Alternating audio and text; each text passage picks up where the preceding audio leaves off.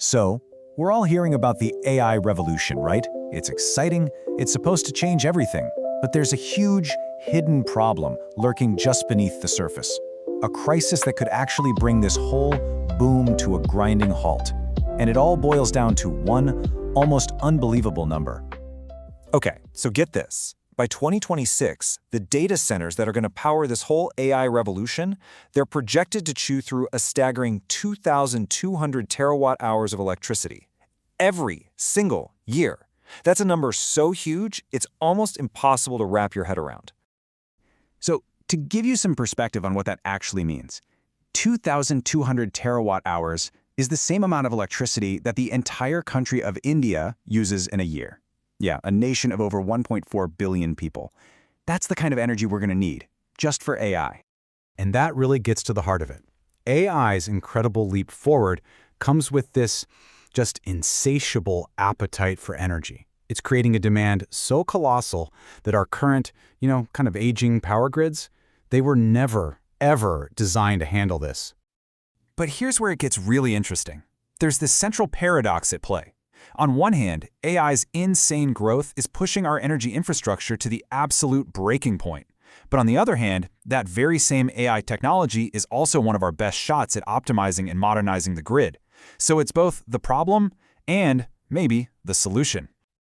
For decades, the big limit in computing was always how fast you could make the silicon chip. Well, that whole era, it's over. We have officially slammed into a new barrier, what people are calling the power wall. The biggest thing holding AI back isn't processing power anymore, it's just getting enough electricity. And you can see this strategic shift happening right before our eyes. Just a couple of years ago, the game plan was compute first. Just build bigger, faster machines and kind of assume the grid would be there for you. By 2025, that whole idea just fell apart. Now we are firmly in a power-first world, where step one of any new AI project is, okay, where are we getting the electricity? And this is the core of the problem, laid out plain and simple. You can build a brand new state-of-the-art data center in about 1.5 to 2 years. But the wait list, the queue to actually plug that shiny new building into the power grid, that's 4 to 8 years. You see the mismatch? Technology is moving at the speed of light, while our infrastructure is just stuck in traffic. And listen, this isn't some far-off future problem. It is happening right now. More than half of all AI projects have been delayed or straight up canceled in just the last 2 years because of this.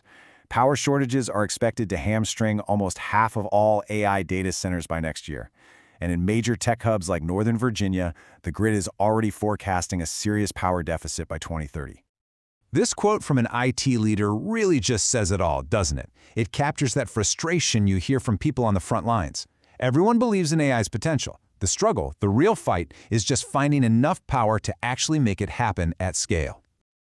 But okay, this isn't a story about doom and gloom. The industry is fighting back, and they're doing it with a massive trillion-dollar response that's basically unfolding as a clear 3-part strategy. So the whole response is being built on 3 main pillars. First, an absolutely unprecedented wave of cash. Second, new kinds of strategic partnerships between the tech world and the energy world. And third, a really practical embrace of some innovative new energy tech. So first, let's talk about the investment. The numbers are just wild. This year, Google by itself is on track to spend $75 billion on AI infrastructure. But looking out a bit further, McKinsey projects that we're going to need a total of $6.7 trillion by 2030 just to build out all the computing and power that's required. Okay, second pillar, alliances. And this is a total game changer.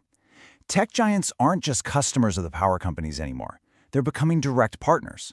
I mean, look at this. You've got Microsoft partnering with a finance giant like BlackRock on a potential $100 billion fund. Amazon is buying almost 2,000 megawatts of 24/7 power directly from a nuclear plant. This is all about securing their own dedicated power and basically bypassing the grid altogether. And that brings us to the third pillar, technology.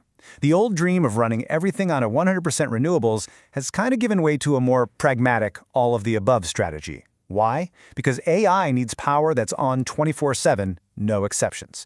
So companies are pairing solar and wind with reliable, always-on baseload power. Like from existing nuclear plants, they're also pouring money into next-gen small modular reactors and even deploying things like on-site fuel cells to completely skip those grid connection delays.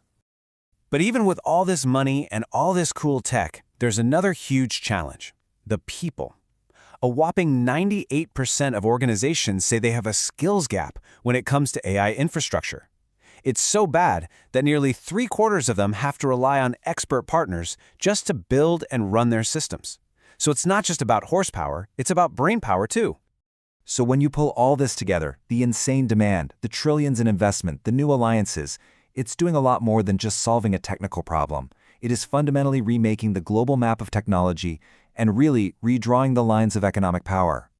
What this really means is that the new currency in the age of AI isn't data or code, it's the kilowatt hour. A country's ability to be a player in the future of tech is no longer just about having fiber optic cables or talent. It's now defined by having access to stable, abundant power. And this is forcing a huge migration away from traditional tech hubs and sparking a new global race for energy supremacy. And it all comes back to this one core idea, the power-first strategy. If there's one thing to take away, it's this.